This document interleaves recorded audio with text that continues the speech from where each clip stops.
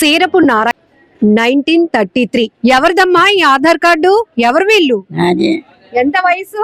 94. 94. చూసారా ఎంత పవర్ఫుల్ గా వస్తుందో ఆన్సర్.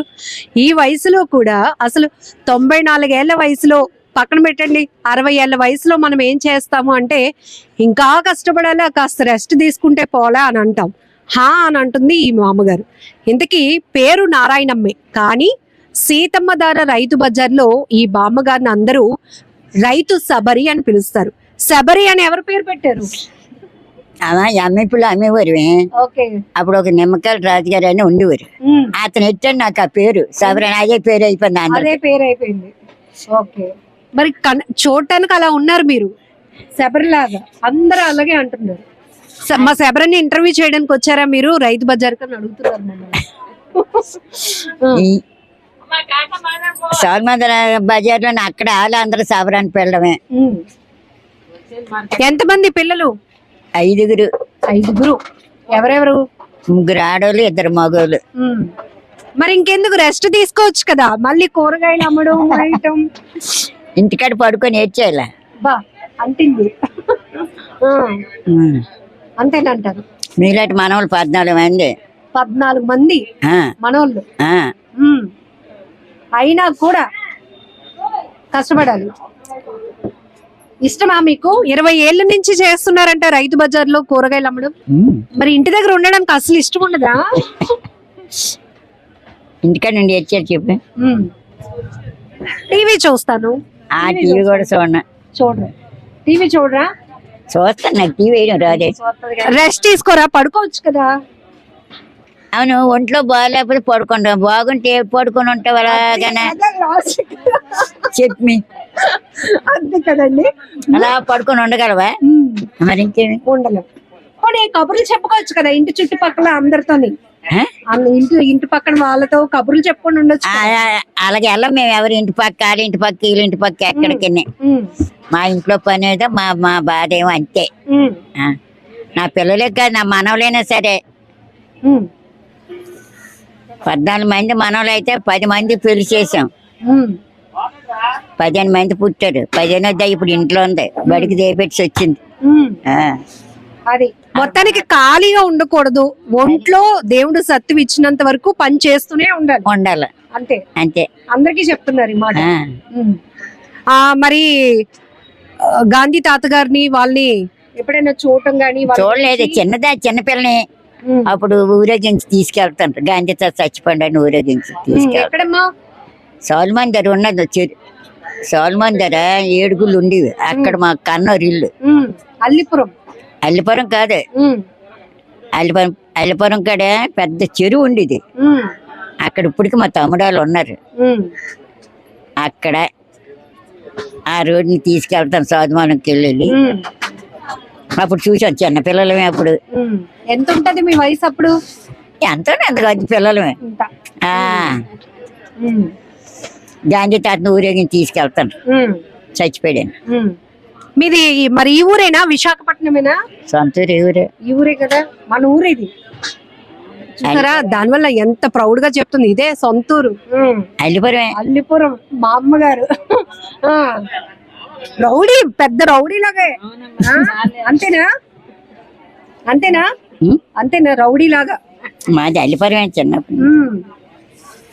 మరి అప్పుడు వైజాగ్ ఎలా ఉండేది? ఇప్పుడు అంతా మారిపోయింది. అప్పట్లో ఎలా ఉండేది మన ఊరు?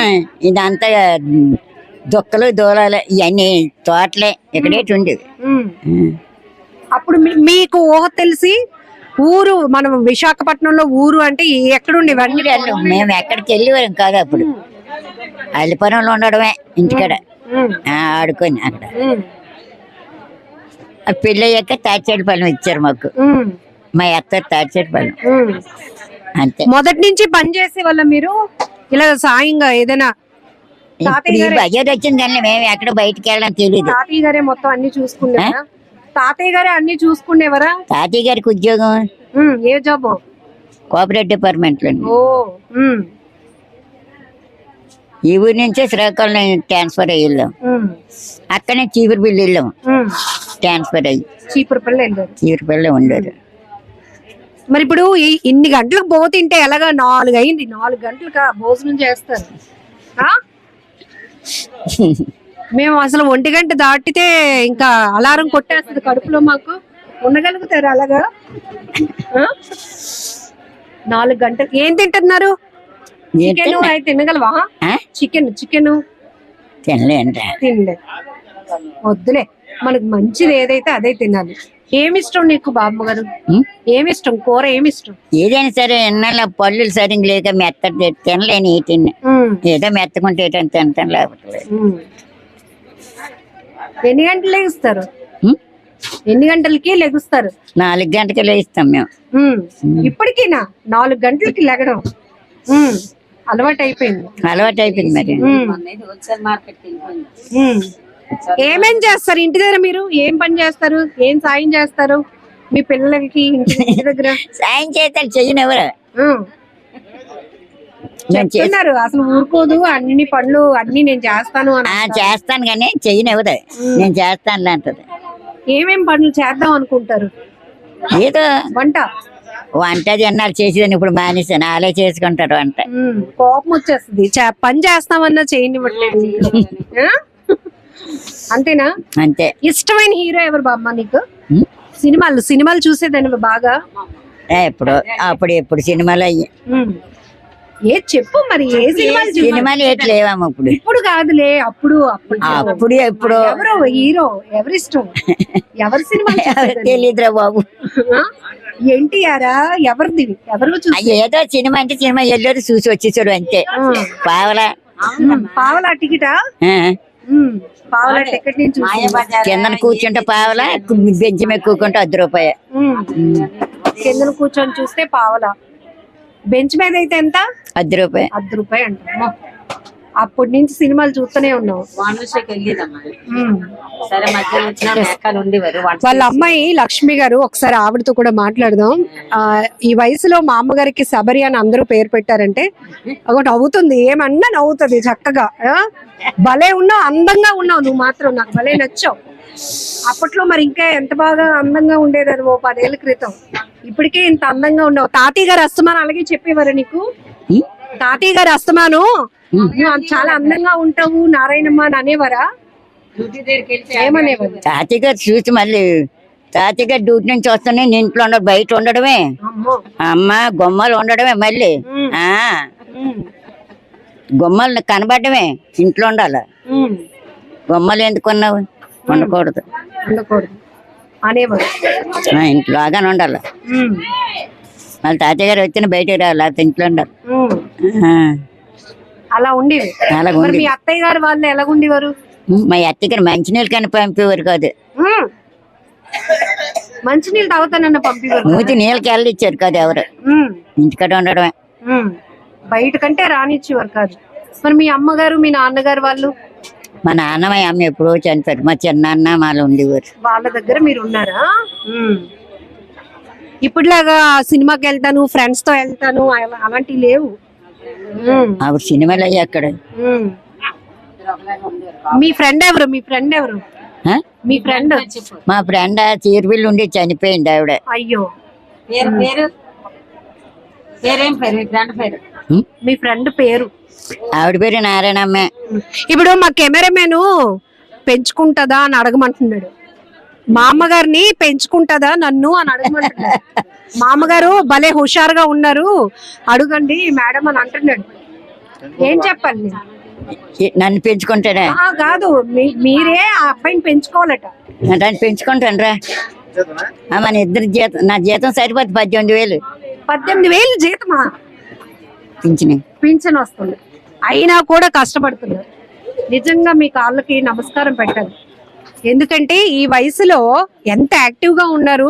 నిజంగా దిష్టి తగిలేస్తుందేమో, అమ్మో అలా అనిపిస్తోంది నిజంగా. 4:30కి వస్తాను ఇక్కడికి. 4:30కి వచ్చి ఇవన్నీ సర్దేసుకుంటా. మరి ఎవరికైనా డబ్బులు అవి ఎక్కువ ఇచ్చేస్తావేమో చూసుకో. ఎవనా కరెక్ట్ గా ఇస్తున్నారు. చెవులు అంటే అనబడ కానీ కళ్ళు కనిపిస్తాయి. సూపర్. ఇంతకన్నా పవర్ఫుల్ వర్డ్స్ అంటూ ఉండవు.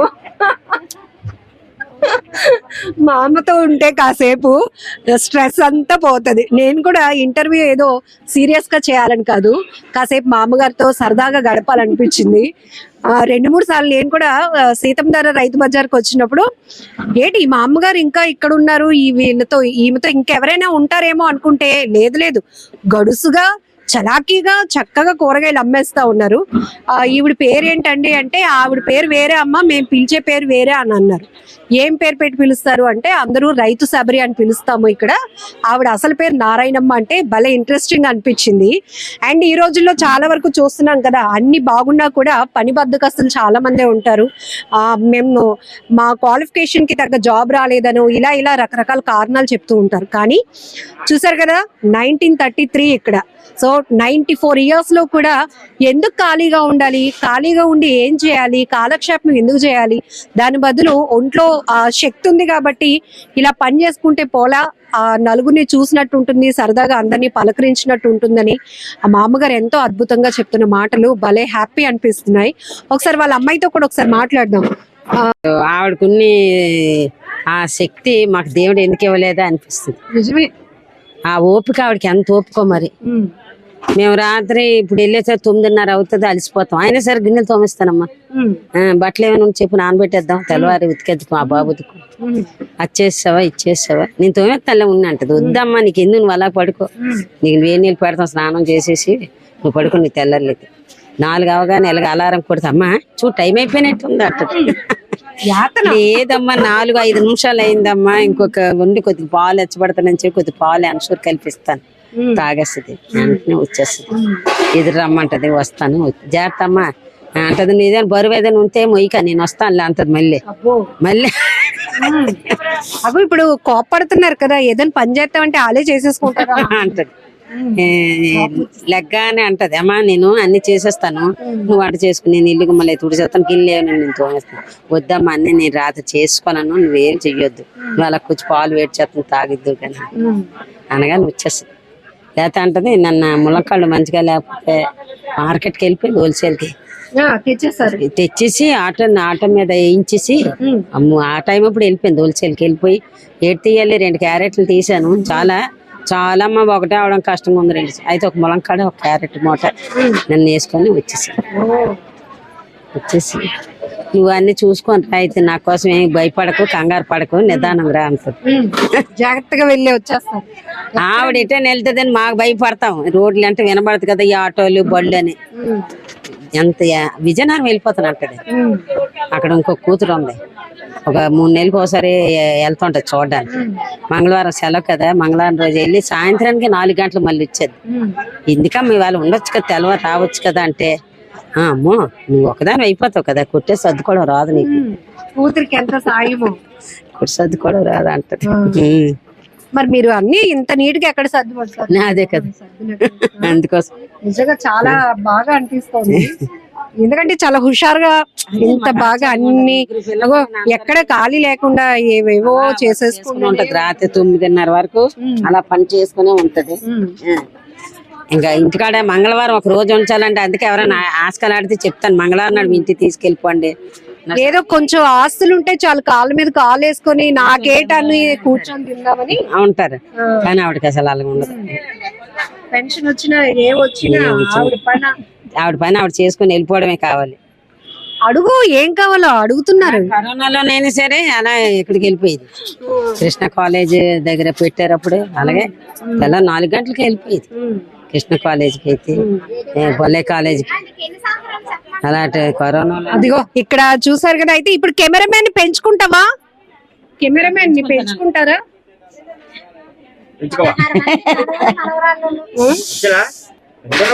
సరే మరి చాలా విషయాలు చెప్పారు, థ్యాంక్ యూ. ఓకేనా? మరి అందరికి అక్కడ బోల్డ్ మంది మనవళ్ళు మనవరాళ్ళు చూస్తున్నారు, అందరికి కష్టపడమని ఎలా చెప్తారు చెప్పండి మీరు. పని చేసుకోవాలా, రోడ్డు మీద తిరిగి మందులు చేత అవుతుంది ఏంటి, ఏదో కష్టపడి పని చేసుకుంటే అందరూ మర్యాద ఇస్తారు మనకి. అంతే, అది కష్టపడి పని చేస్తే అందరూ మర్యాద ఇస్తారు, గౌరవం ఇస్తారు, మనం కూడా గౌరవంగా పిలుస్తారు, గౌరవంగా మనల్ని. అంతే, వాళ్ళు ఆడాక ఈడాక తిరిగితే ఎవడు మనకి చూడ. అంటే ఆడు మందు మప్పుతాడు తాగమని మరేటి మాపడు. అలాంటి చెడు వ్యసనాలు ఏవైనా ఉంటే మానుకొని గౌరవంగా బ్రతకడానికి అందరూ కష్టపడండి అంటూ ఈ 94 బామ్మగారు చెప్తున్న, బామ్మగారు కాదు రైతు శబరి గారు చెప్తున్నటువంటి మాటలు మీకేమనిపిస్తున్నాయి? మామగారిని చూసారు కదా, ఈ స్టోరీ చూసినాక మీకేమనిపించిందో కూడా కామెంట్ బాక్స్ లో మెన్షన్ చేయండి. మనం పెంచుకుంటాం. ఆ? నచ్చనా